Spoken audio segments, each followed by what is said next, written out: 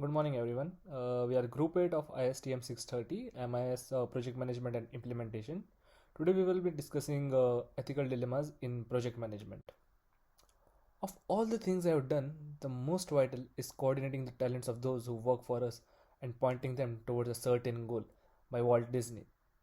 This quote depicts the significance of the most important activities for finishing a project, that is, managing resources and finishing project on time.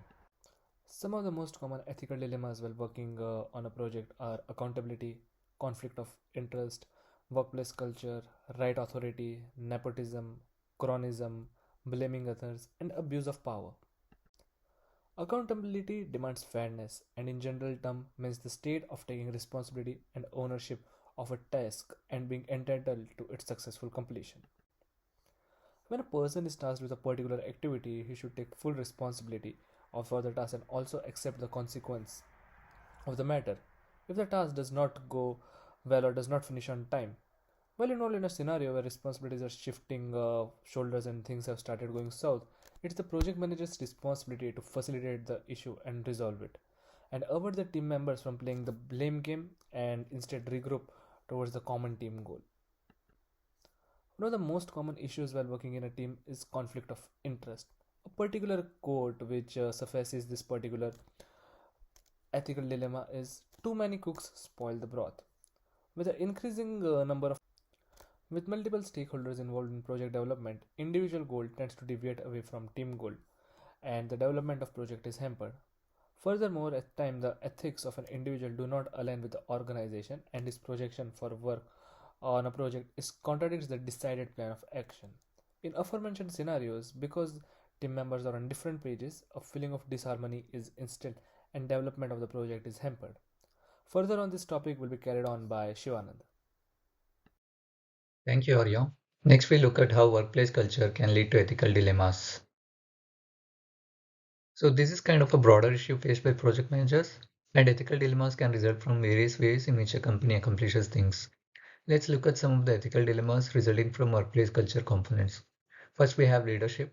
So, when the senior management is forcing you to take the unconventional ways, forcing you to deviate from standard procedures, project managers can't help but follow their instructions, even when they know it is unethical.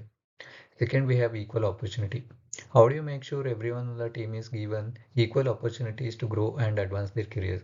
A lot of the times, only experienced engineers get to do the important work and they only end up getting rewards and recognitions. This is unfair to inexperienced employees who have the potential to do the same work. Project managers face a dilemma here in assigning tasks and ensuring equal growth opportunities for everyone on the team. Next, we have work-life balance. How much importance does a company give to their employees' well-being? If the work culture does not take employees' work-life balance into consideration, then the leadership always end up setting unrealistic goals and timelines. And project managers, owing to the schedule pressure, have to force the team members to work beyond the normal hours to get the job done. This is one of the big ethical issues faced by project managers. Moving on, we have right authority as our next ethical dilemma.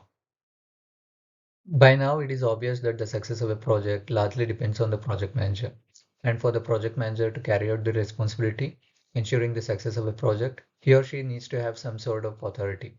Expecting a project manager to successfully manage a project without giving them authority is truly unfair. So, seeking right authority is also one of the ethical dilemmas faced by project managers.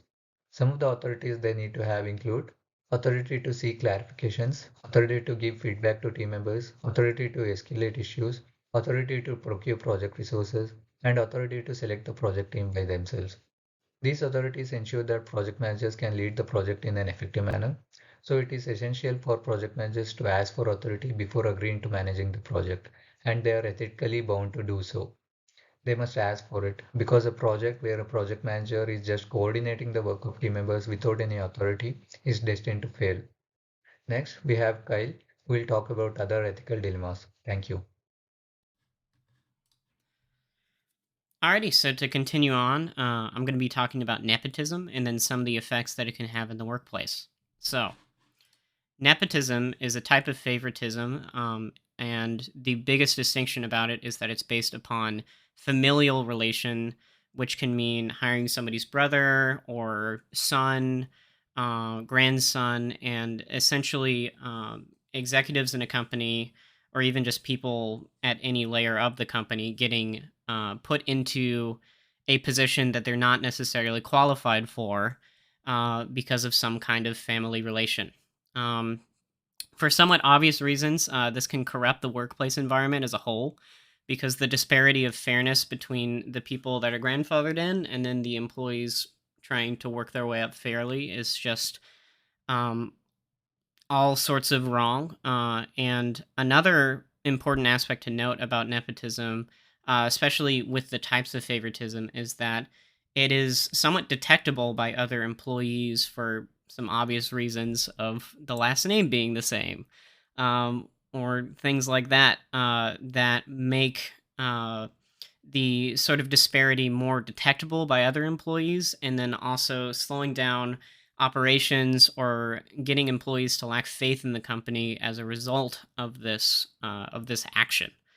So nepotism is just in general, for many reasons, bad for the company. And then moving past that, cronyism is also another type of favoritism. It's extremely similar to nepotism, but it's favoritism based off of friendship. So this is important to note because it's actually less detectable than nepotism as a result. And so, therefore, is more common and more widespread around businesses as a whole. This happens with a lot of executives and is commonly done for some sort of financial gain by the executive themselves, where the executive will get like some sort of secret payout for some kind of position, and it can negatively affect the company as a whole. And it causes the same concerns that we've talked about with both nepotism and favoritism as a whole. Business decreases, and it just becomes an ethical dilemma. Thank you. So the next big issue in any of the team project is blaming others. So what exactly is blame game?